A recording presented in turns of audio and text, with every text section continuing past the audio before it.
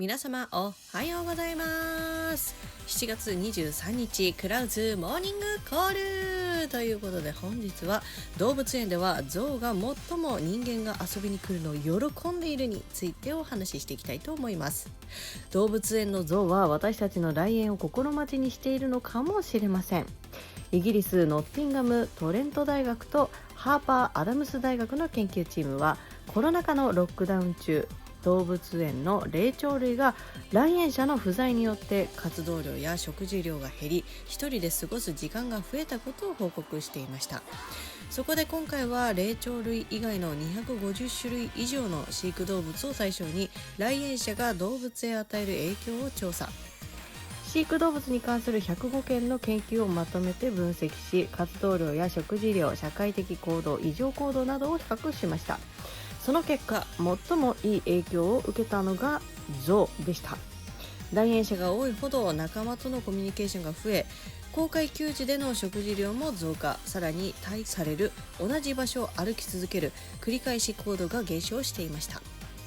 象は人が来ることで活動的になり、心身の健康にもいい影響を受けている可能性があります。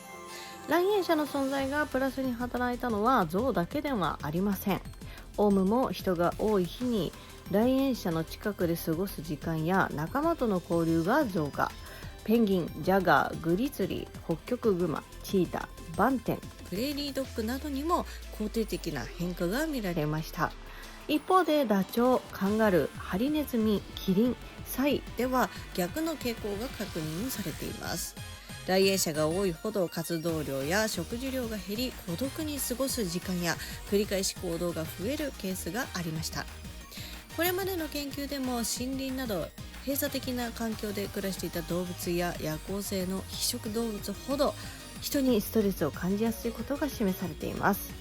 なお今回の分析では、多くの動物は来園者の影響をほとんど受けないことも分かりました。研究チームは、来園者の存在は動物にとってストレスにも刺激にもなり得るため、種ごとの違いを理解することが動物福祉の向上につながるとしています。象やオウムは高い知能を持ち、一つのコミュニケーション能力にも優れた動物です。そうした特徴から私たちの来園を前向きな刺激として受け止めているのかもしれませんということで、これは象が待ってるかも、私たちを待ってるかもしれないと思いながら動物園に行くと、ちょっと人間側の気持ち的にねみたいな。人間ってやっぱやっぱ全然動物たちとも種が違いますので、結構刺激になってるんじゃないかなって、ストレスになってることもあるんじゃないかなって思ってたんですけど、まさか逆に来てくれるのを待ってくれてる、喜んでくれるっていうね、ちょっと考え方が変わってくるというか、動物園に行く時のワクワク感がより増すと言いますかね。もちろんその人間が来ることが、ちょっとね、あんまりちょっと刺激的すぎる動物もいるということなんですけども、認知機能の高い、動物たち、ペンギン、ジャガー、グリズリー、北極熊、チーター、オウム、バンテン、プレーリードッグ、このあたりは、人間が来る方が結構ね、いいことが、なのでちょっと私たちを待ってるみたいなね、待ってると思ってるかわかんないですけど、